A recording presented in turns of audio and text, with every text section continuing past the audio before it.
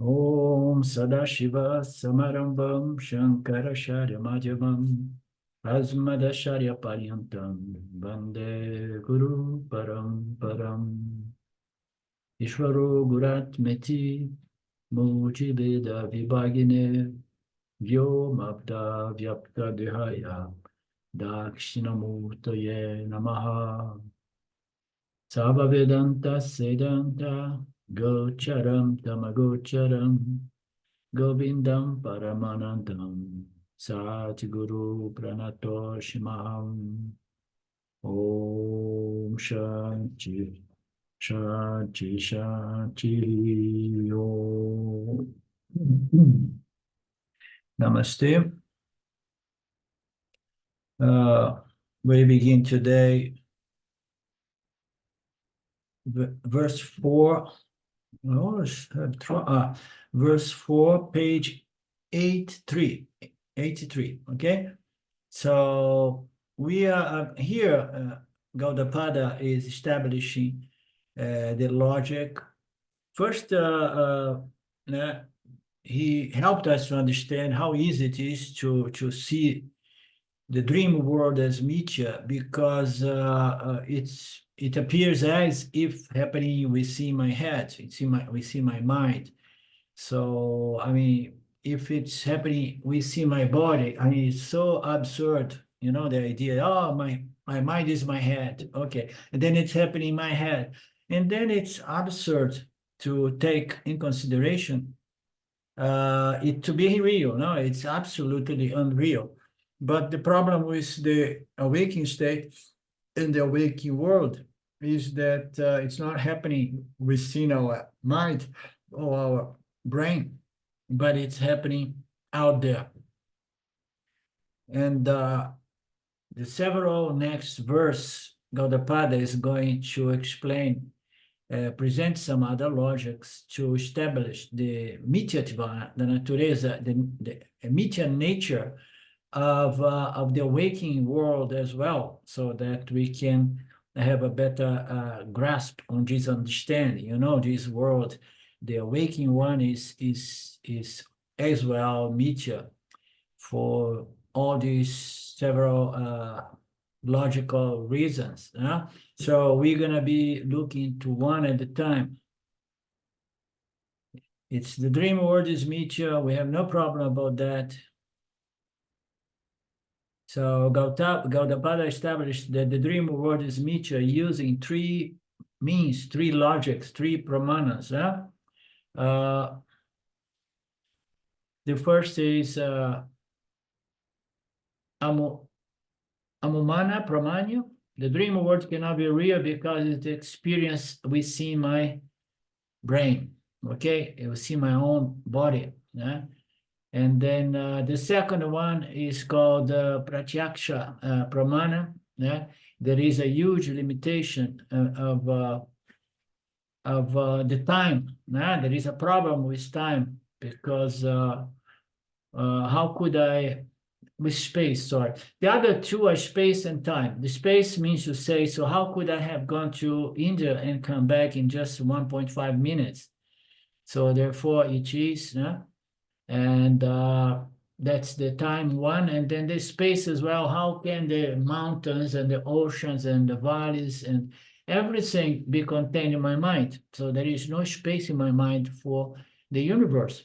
So, and then space, time, and the first one, which was presented, is the limitation of something that's happening in my own body. No, I'm sorry. The space, one is space and one is time, and the other pramana is Shruti, the scriptures. The scriptures establish, and we are good Vedantins. We have developed a certain trust, shraddha, in the scriptures. And then we say logic is here, and then we have the scriptures also that establish, okay, the mithya nature of the dream. And then okay, so if the logic is good, then the scriptures endorses it, and then we are good to go.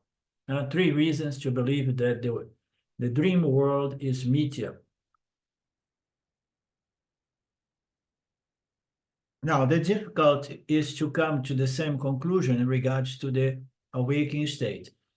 So verse 4, as it is in the case of the dream, so it is in the case of the other. The other is the awakening state. Therefore, the unreality of all objects in the awakened state, the unreality is accepted. So, however, the dream differs because its locations within the body and because of the limitation of space.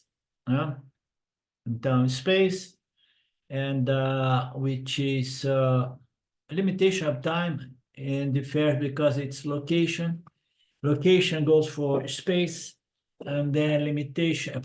Location goes to space, and because of limitation of space.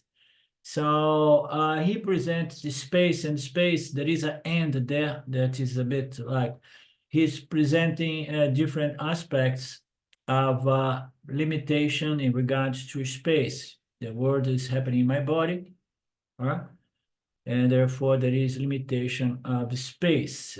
So we have established that it's a repetition of the same concept of the previous one. So, and then Swamiji in the following, from this verse 4, 5, 4 until the verse 18. So we have 14 verses in which Gaudapada is going to establish the Mithya nature of the waking world as well. So we have a lot of verse to play with it. So the parallel is such that the Mithya nature must be extended to the waking world as well. So why this persistence that the world, the awakening world is Mithya, is not really real? Because if the Mithya world is really real, and then duality, reality is duality to begin with. I, consciousness, I am real, and the world is also real. Wherever there is duality, there is change, because everything in plurality is impacting and forcing a certain change on the other factors. Everything in Mithya impacted and produced change in everything, So if the world is reality, and then everything is changing, even the consciousness of the experience, and then we live in a place in which everything is a constant flux of change, in which there is no principle that can witness all this change. You understand? And it's horrible to take the body mind to be my reality, because I see that it's changing. It goes older and dies, among other limitations. So cannot be here and be there at the same time or very quickly, moving from one place to another. So it's important for us to understand that it's not real as well. Another point is because if we take the world of objects to be real, and then in the mind remains always that suspicious, that doubt that if the world, if the waking world is real, and then it may serve the purpose to complete myself. You understand? Because I'm attributing reality to people, place, things, events, circumstances, situations. You understand? Which is all objects. It's all Mithya. So we need to understand that the world appears to exist, available for our experience, but it will never deliver the completion and fulfillment and peace that is the common goal of every human being. Understand? Everybody wants to be happy, with maybe some rare exceptions. So we're gonna have several verses to work on the Mithya nature of the awakening world as well. Verse 5, the wise people say that the dream state and the awake state are identically unreal. because of the similarity of objects due to the well-known reason. So they say that the dream state and awake state are indeed identical. Okay, they are kind of projections, because of the similarity of objects due to a well-known reason. So let's see the well-known reason. I did not read it today. I read it last time. I'm now remembering. So let's see what Swamiji says here. So why it's so easy to see that they are identical? The objects are just the same objects. So as we know, the dream world is a projection of the mental impressions we collect from our interaction with the awakening world. Fundamentally, we are just holding the impressions of the physical material universe. No? Therefore, the objects may be similar, similarity of the objects due to, but I'm not remembering here the well-known reason. Let's see what Swami says. Therefore, Gaudapada explained his proposition more clearly now. The dream world and the waking are the same from the standpoint of their reality. So they are identically projections or superimpositions or unreality. It's more on those lines.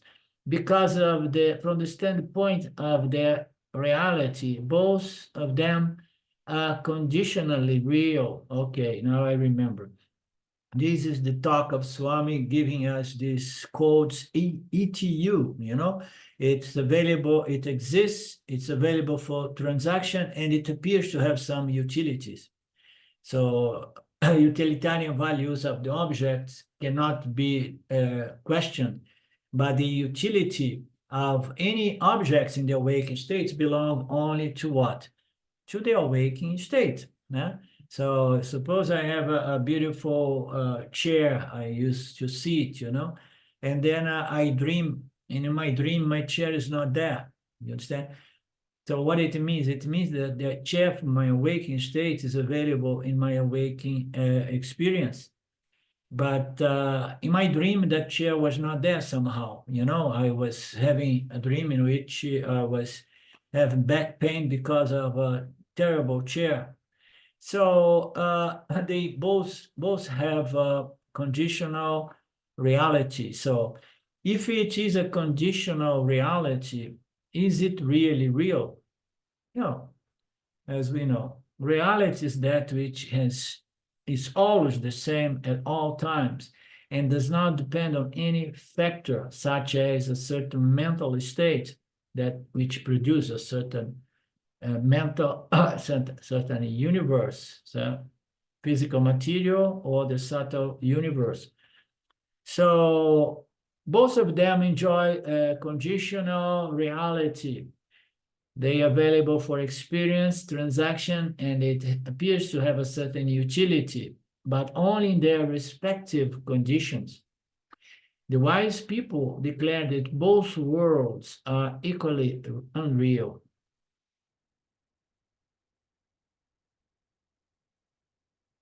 Yeah, it's very often people say yes, but the dream world is more real than the waking world, or the dream world is less unreal, and the waking world is less unreal, and the dream world is more unreal. So it's very easy for us to think about on those terms, No, one is okay, but it's more real, the awakening state. So Vedanta says that no, normally people ascribe this kind of logic, saying that the dream is less real than the awakening. The objects of experience in both states are identically unreal. Gaudapada has not yet given the entire logic or reasoning for the mithya nature of the awakening world. So what is the logic? The logic given in the case of the dream world, which is constrained space and time, cannot be given in the awakening world. So Gaudapada needs to come up with another good reason. So it says, and it said already in the beginning of this Karikas of the second chapter, it says that the awakened world is also Mithya, simply because it can be experienced and known, In anything, you remember, it was saying that Mithya is that which is known and experienced. And if it's not known or experienced, okay, and then it does not come into existence. So in order to be known and experienced, it needs to be consciously experienced. So the condition is the knower, the true nature of the knower is what kind of appears to lend existence to the known universe, okay? So that is the basic logic of Jesus Upanishad. Whatever is an object of knowledge or experience, there is no experience without knowledge. The knowledge may not be a precise, good knowledge, but anything we experience, we got in contact with, we have a certain level of knowledge in regards to that. It can be superficial knowledge, profound knowledge, but whatever is an object of experience / knowledge has the Mithya nature, has to be Mithya, because it cannot exist independently of the observer. And the observer, as we know, is not the mind. The observer is original, limitless consciousness, which somehow provides apparent existence to all superimpositions done by Maya Ishwara in the case of the awakening universe. Whatever is an object of knowledge experience has to be Mithya, and it cannot exist independently of the observer. Any object can prove its existence only when it is observed, or otherwise cannot prove its existence. See how important consciousness is, and how important it is for us to understand that our true nature identity is original limitless consciousness, and we are here experiencing the world, and we are landing, we are blessing this world with apparent existence. Otherwise, if the world is not known, the world is not really existing to anybody. First of all, it's not really existing, but the apparent existence of the world, it depends on consciousness, and anything that depends on any other factor cannot be real. You understand? Reality is that which is free and independent from any other factor, and consciousness is the only thing. Conscious existence is the end of the line, and comes to a point, and you cannot go beyond that. So existence and consciousness. And then everything somehow appears, emerge from that. And consciousness, being the only reality, allows this superimposition upon itself. So, and then the practical example is that if there is something that was never known or experienced by anyone, we could say easily that that object does not exist. So that object will never be accepted, okay? Like to have a butterfly with horns, and say, okay, there is a butterfly with horn, and then you say, okay, so who has known that? Oh no, it's in the mythology, it's all the stories. So no, we need to find the source of this knowledge to see if it was indeed experienced or just hallucination. So if it's something that was never experienced and known by any human consciousness, okay, human consciousness, so and then the existence of that cannot be accepted, okay. So we experience this world, everybody experiences this world. Okay, it reminds me of something very nice here. When I used to live around Papaji, one day My son stands up in such front, and Papaji was talking about this world is just like a dream. And then my son stands up and then he goes, Papaji, I have a question. He was a little saying, oh, 8 years old or something.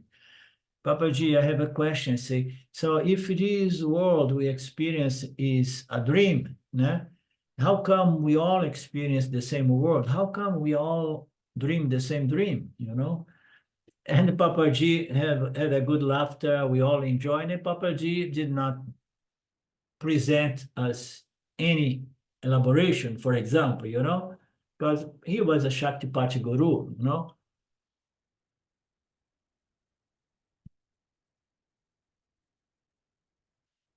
But if the word is there, we all experience and you know, and then we project such a level of reality to this world that even a child of 7, 8 years old will challenge the guru and say, no, it's not possible because, you know, if this is real, I mean, and we all experiencing no this, so in which way this can be just a dream, you understand? So existence of an object requires the knowledge slash experience by someone at some time, you know, and then that knowledge has to go into the collective knowledge, mind, the collective mind of all living creatures, intelligent creatures, so that we have some records to say, no, in the old days here in this planet, there was some dinosaurs, you know, and then what are the props? They're here and here and here. Say, okay, how many millions back? Oh, millions back, but we have some way to trace it. We have the records and we have science that can, you know, infer, and then we accept. So that is a non-object, although since millions of years we haven't experienced again the dinosaurs, you know. So an experiencer is required to prove the existence of the universe, any object in it, because the object apparently borrows existence from the subject, and the subject is the self, Atma. The subject is not the mind, it's not the sense organs. The mind and the sense organs is the instrument by which the self, Atma, consciousness, experiences the world. So where is the source of existence of this apparent universe? Comes from consciousness, all the way from consciousness. The mind has no power to lend appearance existence to anything, okay? So, but the mind does not stand on its own. The mind stands only, you know, while support by consciousness, no? And the consciousness through the mind is going to bless the objects and make it appear real, okay? But only by the grace of consciousness. Without consciousness, there is no mind, there is no sense organs, okay?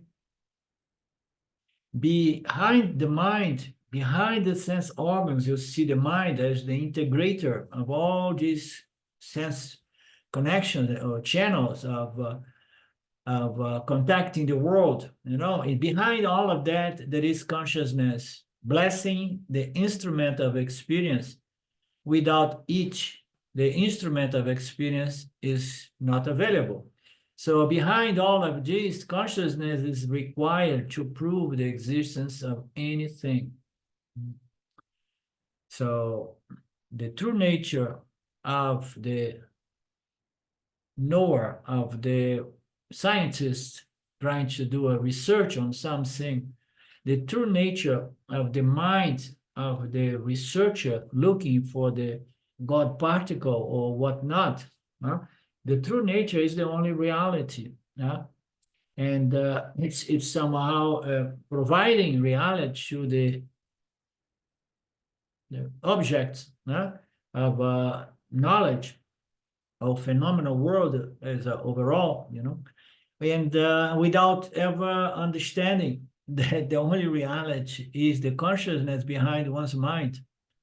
and the world that we know is Mithya. It is available for experience, transaction, and utility, but it's not real. It's not real. And it's not real. Why? It changes from one moment to another. It begins and ends. Yeah? And also because it's changed and has a beginning, a middle, and an end. And it is an object of experience. So if it is an object of experience, it's said by the scriptures that cannot be reality. And this is a very important point as well. Why we say anything that can be objectified is Mithya. So the universe is objectified. Our thoughts, our body-mind complex is objectified. And all of that is objectified due to consciousness. And consciousness, although not being an experiencing knowing entity and much less an object of experience and knowledge from the standpoint of the body-mind complex, this consciousness is what provides apparent reality to these Mithya objects, which are not really real. And why? Because it depends on consciousness, and because consciousness is the only factor that illumines and reveals anything that can be known, such as that which illumines and reveals anything that can be known. And anything that can be experienced known, we call what? Object. So what is the fundamental teaching and sadhana of Vedantin is to discriminate between the subject and the object.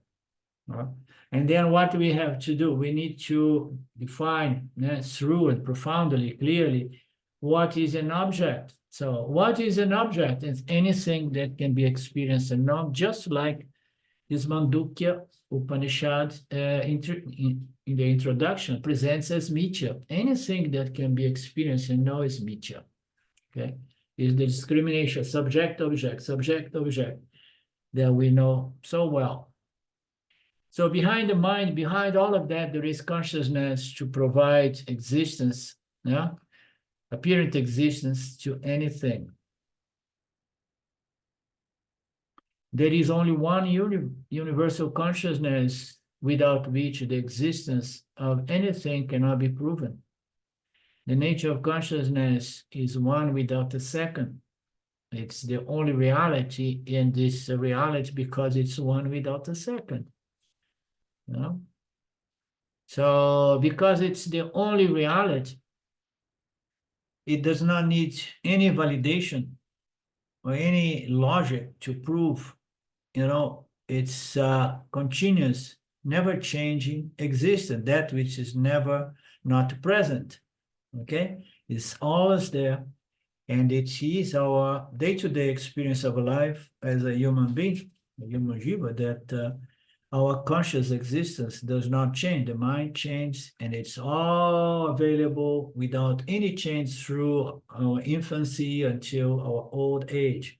It's consciousness.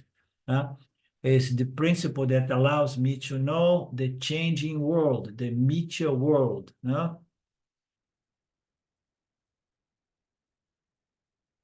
The Mithya world is the subject, and the Satya is the knower, the observer, the seer, the experiencer, the ultimate subject.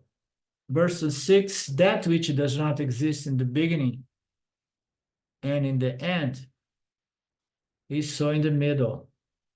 They are identical with unreal objects. They are regarded as though real.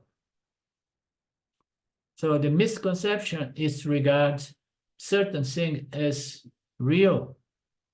Everything has a beginning, a middle, and an end.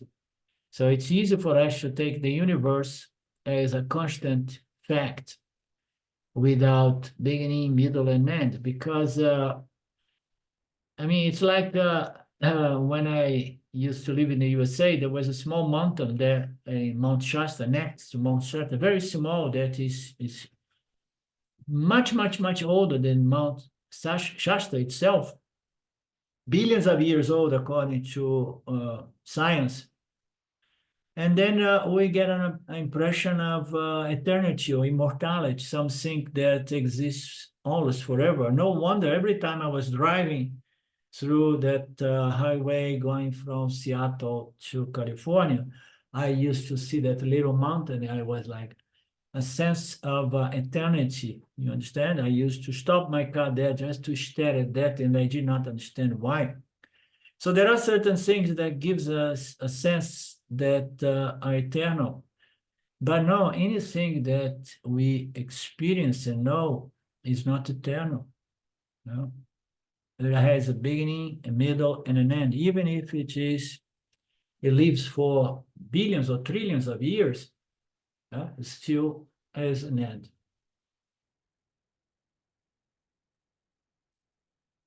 So what is that? The body mind has a beginning, a middle, and end, we know. So the end is coming for the few of us already a little older, which is most of us, Silver being the younger one. And but we have no problem about that because we are mature individuals and we accept the mortality of the physical body. We don't need to be concerned about becoming half human, half machines to live longer. Yeah, because what is the difference, you know? So anything that's created must go. Yeah. So we have no problem in accepting this fundamental law of creation.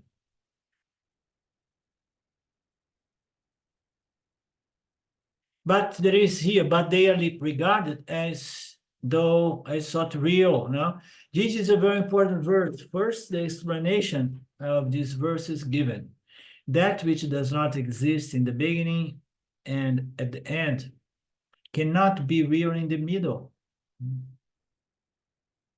Before the beginning, it was not there. The universe has a beginning. Okay. It's a linear process. Okay. Then what was there before the beginning of the universe? The universe was not there. That's the theory. No, there is a beginning and an end. Okay, was not there the universe. And then the universe goes through change and change and change and change. Nobody knows how many billions and trillions. I don't care to understand those things. But then scientists says that it's going to have an end as well. It has a beginning and an end. Vedanta has no problem to accept the beginning and the end of the universe. The only difference that we say it's not linear, it's cyclical. Well, it's like from the causal to the subtle to the manifest, and then goes back to the causal, and it remains there in potential in Maya nature as the universe, as a seed potential existence. But the point here is that anything has a beginning and an end. We say it's not real. Why? Because reality is that which is always ever present. But the point here is like, if it's not real before the beginning of it, because it was not there, and it's going to be an end, it's not going to be real after it disappears. It cannot be real in the middle, now that we're experiencing it. You understand? Because the very nature, very definition of reality is that which is always ever present. No? So, but yet we experiencing this world in the middle before it ends, this universe. But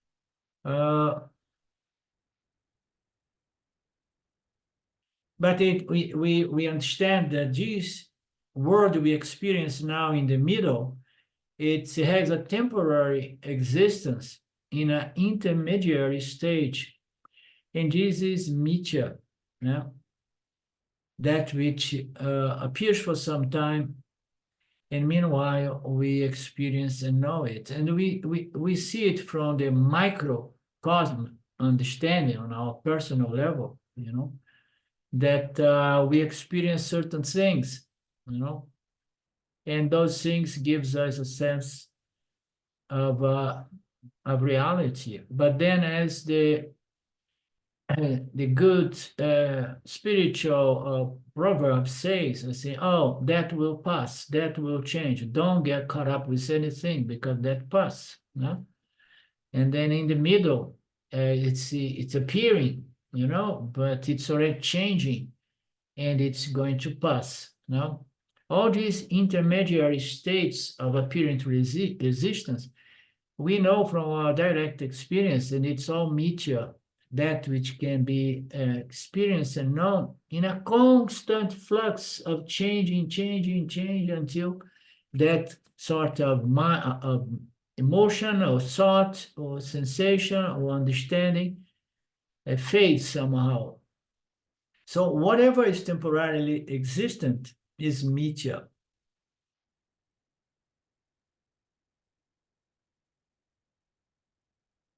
If it was really real, it would be available permanently for our knowledge and experience.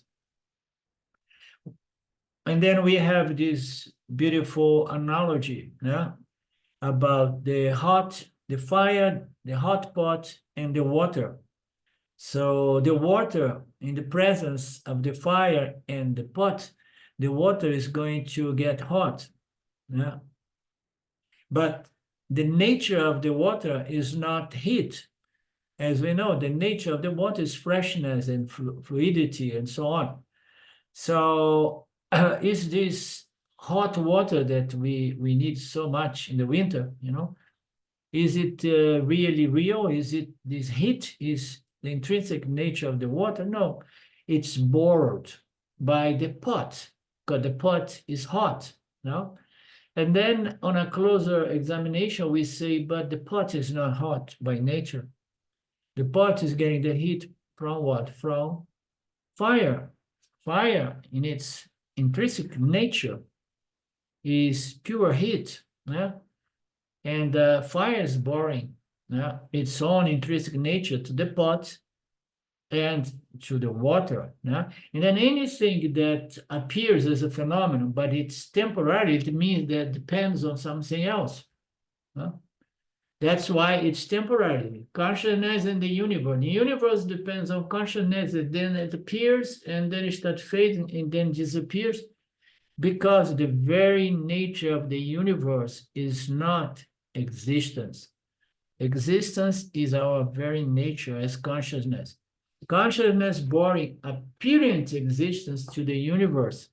Therefore, the universe is going to be subject to creation and destruction, beginning, middle, and end, just like the hot water that was temporarily existing as hot water. But hot water was transferred from the fire, which represents consciousness. So what temporary existence is, really speaking, it is non-existent, but it is available, it is a transfer. But it does not have its own existence. It borrowed existence. The meteor world borrows existence from us consciousness. The only principle never not present, existing at all times, through all states, through all lives, there is always consciousness, because the entire phenomenal universe, God, is a superimposition in consciousness. And the human consciousness, the human beings, the human jivas, are the creatures, at least in this planet, with the potential to understand its eternal reality, nature.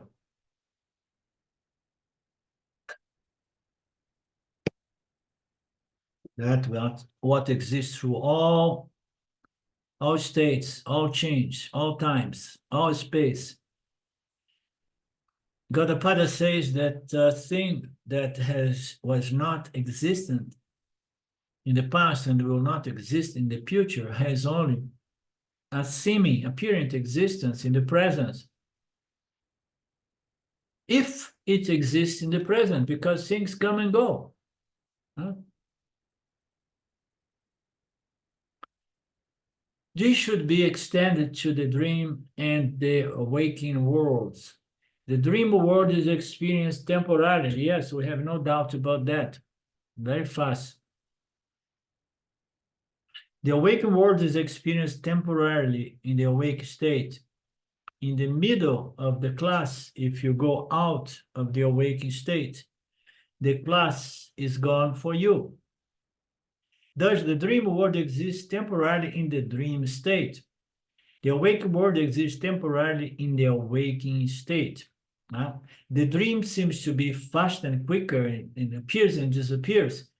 There is no structure in a way because the physical material universe requires a more dense energy, grossified energies to structure it so that we can process our vasanas, process our karma. So we don't manage to process our vasanas or karma in the dream state for several reasons. We need a good structure.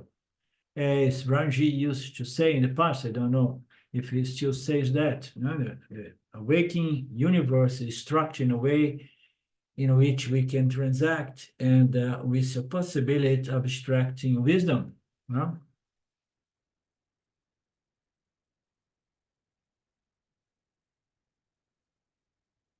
One more point needs to be made. Even though the waking world is said to be mithya because it's temporary, for the experience, it is very real. It appears to be Satyam, as he says here in the verse. He says, although they are regarded as real,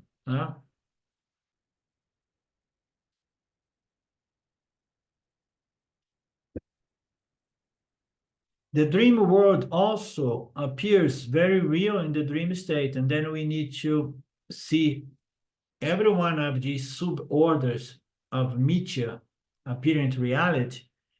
And we know that within each one of these suborders, the experience and the experiencer are real from that standpoint. The dream world is seen as a real world. That's why we panic or we enjoy, because we take it to be real. And then in the awakened state as well, the dreamer is not going to benefit from good experience of we have in the awakening state. So whatever we experience in the awake states, it remains in the awake states. So what is the reality? Both are real, apparent really. We've seen it, their respective words from the standpoint of those respective words or entity experience, no? So they appear real. That's why the Padres say, but although it's a dream, it appears real. So it appears real from where? Standing as the waker, this physical material universe appears to be real. And then we say, so, and how about from the dreamer? From the standpoint of the dreamer, the awakening universe, would it be seen as unreal? You understand? No. Why? Because first of all, the dreaming entity has no way to recollect the experience in the awakened state. Only the visual, the awaker, has the potential to recollect the experience in the dream state. But nevertheless, this in both of these different suborders, there is a sense of reality. But both of them are mithya. Because of what? The logic here. Because it does not last. It's a temporary thing. The temporality of the waking universe is not challenged here as something that appear to continues, and continues and continues, regardless of my mental state, regardless of me being sleeping and dreaming or awake. So this is another analysis to see how real this physical material universe is, So, but then we have other teachings that's going to say that you have impression that you experience the same world every moment, but no, the world is changing all the time. You understand? It's changing as well. And then both of them exist and disappears to become something else in the next moment. And furthermore, the awaker becomes a dreamer becomes a sleeper, and a sleeper becomes the awaker again. So this is all mithya, for different reasons.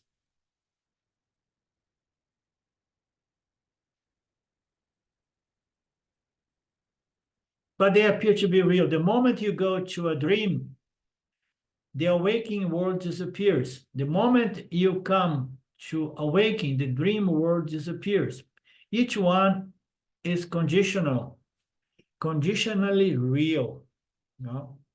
So this physical material universe is conditionally real. Why? It depends on my entity as the Vishwa, the awaker. Okay. This is another angle, another way to look and establish the mithya nature of this world. It enjoys a conditional reality. Reality is that which is always real and without needing any conditional factor, to establish its reality. Otherwise, it's not reality.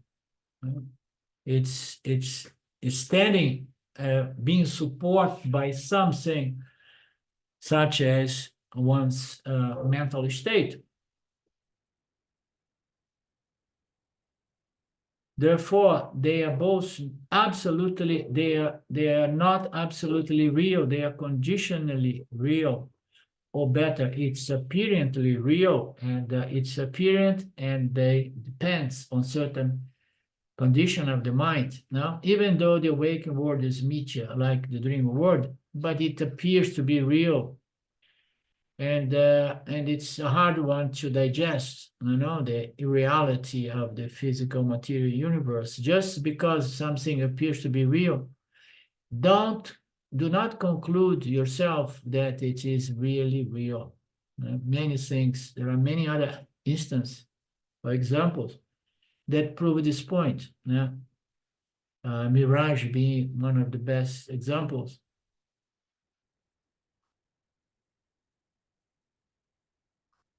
Anything from you?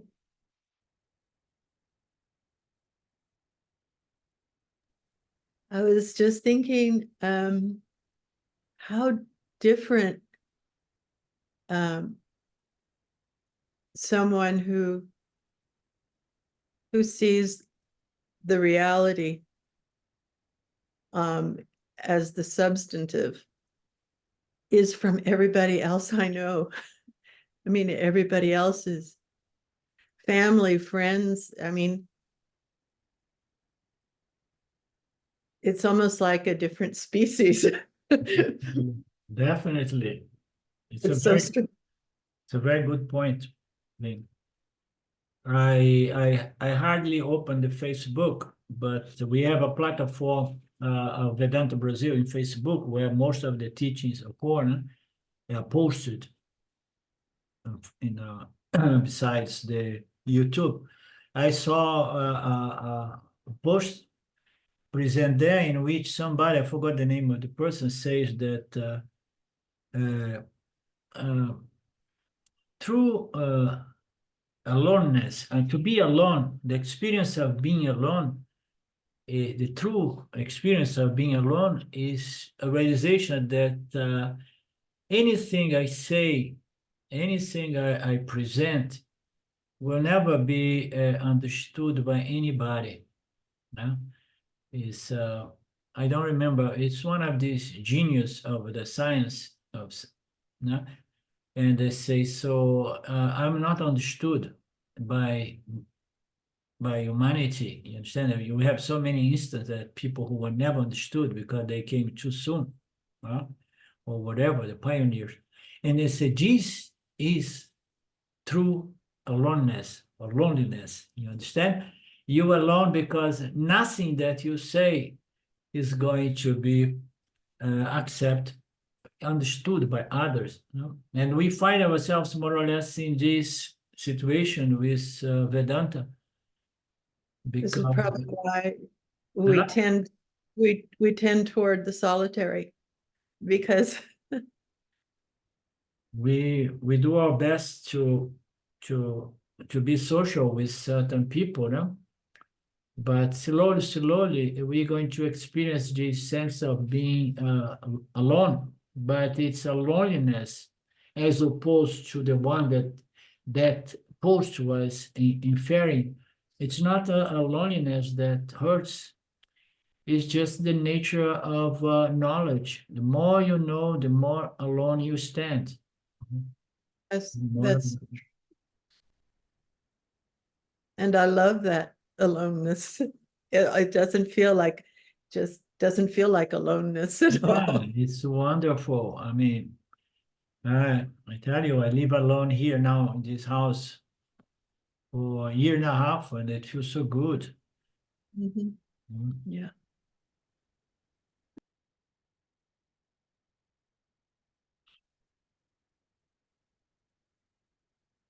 Okay, we should extend it. The dream world is experienced temporarily in the dream state. The waking world is experienced temporarily in the wake state. In the middle of the class, if you go out of the awake state, the class is gone for you. Yeah, so you drop out, the class is gone. And does the dream world exist temporarily? So the class exists temporarily. The awakening world exists temporarily. And it depends on the awakening state. So both of them are temporarily only. Therefore, both of them are mithya. The awaker, the experiencing entity, and the awakening world, they are both mithya. And then what is satya? Satya is the consciousness backing up the body-mind. Consciousness behind the body-mind. One more point needs to be made, says Swamiji. Even though the waking world is said to be mithya, because it's temporary, it's available for our experience. And from the standpoint of our experience, it needs to be seen as real. Satyam. The dream, it's not needs to be seen. It needs also to be taken as apparently real, but not discarded as unreal. Otherwise, we get in big trouble in this world. No? But the point here is that even though the awakened world is said to be mithya because it does not last, don't neglect this awakened world. Yeah? And the experience is very real for you. For the awakened, this world is real. The world becomes Satyam for the visual, for the awaker. But this this is a concept that needs to be carefully understood. It becomes an apparent reality for the visual with self-knowledge. And the apparent reality has to be taken in account because it's available for transaction, it's available for knowledge and experience, and it has its utility. Okay, so we need to take it as an apparent reality, but not necessarily as absolute reality. Okay, for the experience, for the experiencer, it is very real. It is Satyam. The dream world also appears very real in the dream state. So it's like, no, this is reality for the dreamer. In dream, the objects and events are very real. Are very real. Dream running is done to save your dream body. So you are having a bad dream, you run to save what? Your dream body from the chasing of a dream tiger. In their respective fields, awakened dreams are satya, but they are not really satya. They appear to be real, but they are not real. Yeah? There are 2 points here. There are 2 angles to understand it. One is So the same way you take the dream world to be real and you take the measures which are necessary to protect yourself, such as running from the tiger, in the same way you take the awakened world to be real, taking the proper message of establishing a living, which is conducive to self-knowledge and paying your bills and following Dharma and so on. Yeah? So this is one angle. Yeah? So don't discard them as just as unreal as the dream world, but never take it to be really Satyan, okay? Because the Jiva Atma with self-knowledge understood what is really Satyan. It's not the body-mind in this or that state. Satya is my nature as consciousness, okay? I am the only reality, but somehow this body-mind shines with different states of consciousness in which it becomes an experience entity, and then the world appears to be real, but for the Yanni, it knows that it's unreal, or better said, it's just appearance, seemingly real, and it's going to behave, following the rules and principles and laws of this apparent reality. So the moment you come of the waking, the dream world disappears. So it's all conditional. None of this is really real. It says both of them are not really real. That both are mithya. Even though the waking world is mithya like the dream world, it will appear real in the waking world state. Just because something appears real, do not conclude its reality. Verse 6. I know this is he's recapping a little bit. So we say that things are mithya because they are known and experienced. So the ability for us to objectify something, establish that something is mithya. Okay, what is the criterion for mithyatva? Is if I can objectify, it's mithyatva. Yeah. So anything that can be known and experienced is mithya. This is so important for us to understand. Anything is mithya. And it enjoys an apparent reality due to my conscious existence. The second reason is, besides being objectification being the criterion to establish the mithya nature, we also look into another logic that presents temporality. So both of them exist only temporarily, and depending also on their states. So it's also conditional and depends on time, it has a beginning, middle, and end, and so on. So we have seen all of that. And not only that, when we look into terms the awaker and the dreamer, the presence of one cancels the presence of the other. They are mutually exclusive.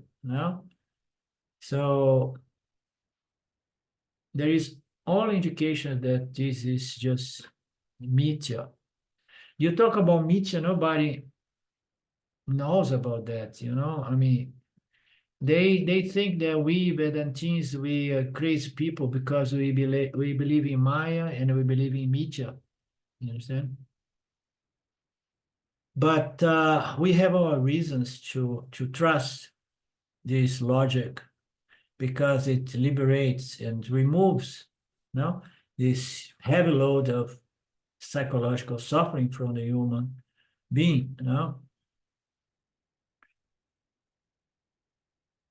Impermanence, like the Buddhist says, the impermanence is, another way to say it's here today but not tomorrow, and besides that, it's changing from moment to moment.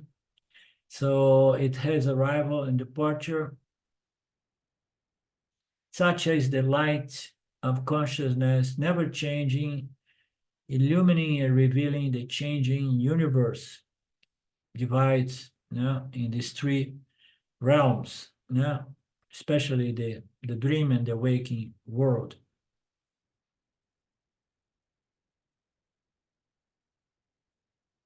So keep in mind that the appearance of the waking world as well as the appearance of the meteor world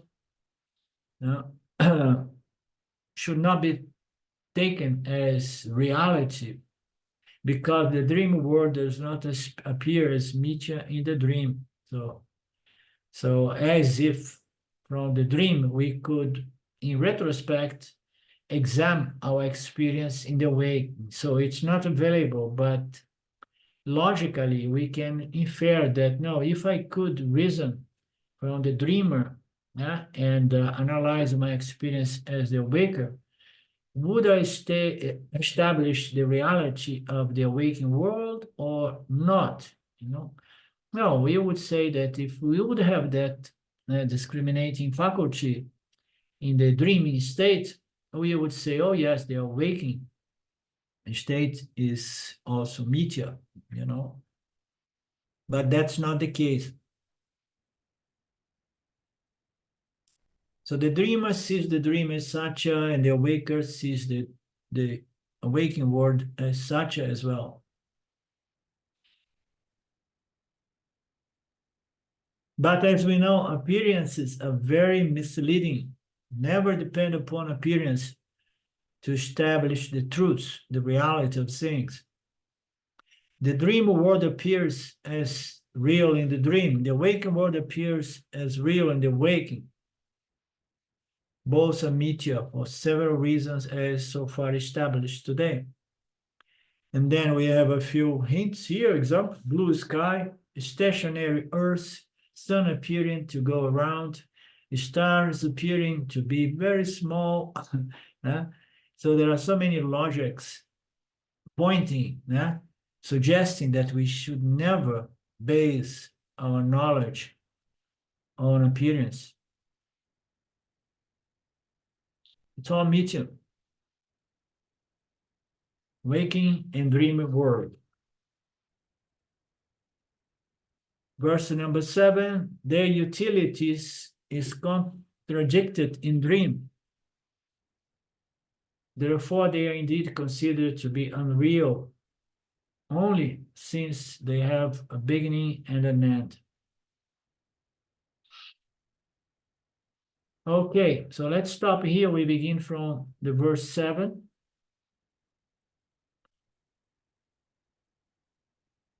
Are we good for Monday? Mitya, Lynn, Monday, Mark. No, Satya, Lynn is good for Monday, and Satya Mark is good for Monday as well. Sylvia, she entered in a different state and she dropped out. And okay, we do our next class this coming Monday. Are you with us, Mark? Yeah, I'm with you, Arlindo. I was listening. Good satsang again. Thank you, brother. I've been taking a stand as awareness as much as I can all the time these days. And my experience is that Mithya takes on a real lightness. The heaviness of life has gone. And everything that comes up just comes up and appears and dissolves again. And there's a lightness about it, which is very joyful. Absolutely, yeah. I was thinking too, it's like the substantive awareness and the rest looks like a hologram. Just floats on the surface. Yeah, beautiful.